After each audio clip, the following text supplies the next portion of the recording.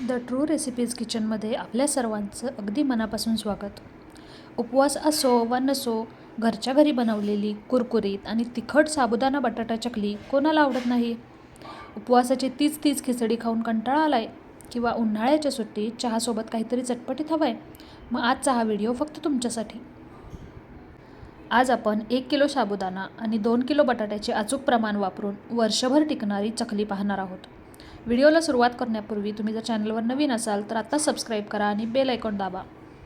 सर्वात आधी साहित्य पाहू.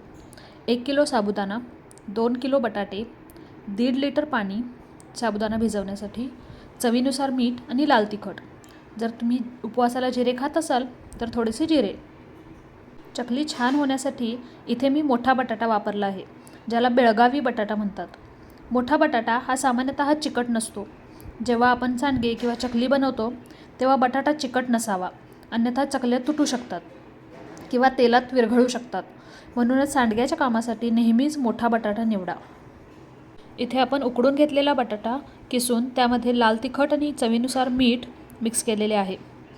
आणि आता ही पुढची टीप चकल्या अगदी खुसखुशीत होण्यासाठी. आपण हा साबुदाणा भिजवला कसा, तर साबुदाणा स्वच्छ धुवून घेऊन एका पातेल्यामध्ये साबुदाण्याच्या 1.5 पट पाणी, म्हणजे इथे 1 किलो साबुदाण्यासाठी आपण 1.5 लिटर पाणी वापरलं आहे, तर ते कडकडीत उकळून घ्या. या उकळत्या पाण्यात साबुदाणा भिजत घाला आणि तो झाकून ठेवा. 6 ते 8 तास हा साबुदाणा गरम पाण्यातच भिजू द्यायचा. यामुळे साबुदाणा आतपर्यंत मऊ होतो आणि चकली तळल्यावर अगदी छान फुलते. आता उकडून किसून घेतलेला बटाटा, लाल तिखट, मीठ आणि हा भिजवलेला साबुदाणा हे सर्व मिश्रण एकजीव करायचं आहे. पीठ मळताना अधूनमधून पाण्याचा हात लावा आणि पीठ मऊ अगदी एकसारखे मळून घ्या.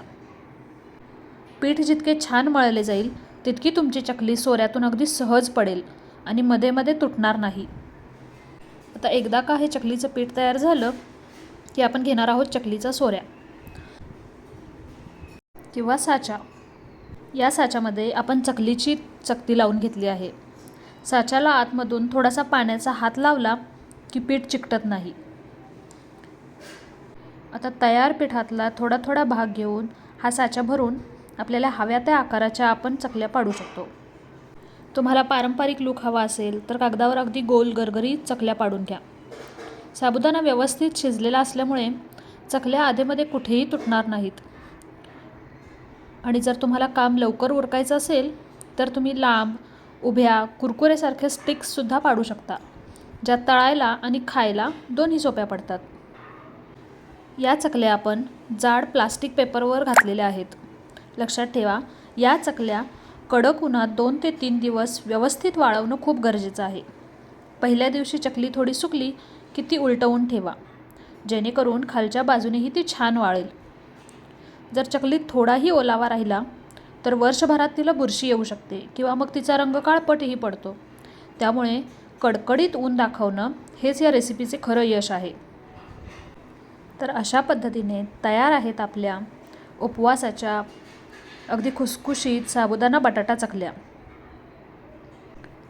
उन्हाळा सुरू झाला आहे तर ही वाळवणातली अगदी चटपटीत रेसिपी नक्की ट्राय करा. हा व्हिडिओ तुम्हाला बरं कसा वाटला हे मला कमेंट करून नक्की सांगा. व्हिडिओ आवडला असेल तर लाईक शेअर नक्की करा. पुन्हा भेटूया अशाच एका अस्सल, पारंपरिक आणि चविष्ट रेसिपीसोबत. तोपर्यंत आमचं चॅनल पाहत राहा. पाहताय ना काय सुरेख फुलतायत चकल्या ह्या. पुन्हा भेटू द ट्रू रेसिपीज किचनमध्ये. धन्यवाद.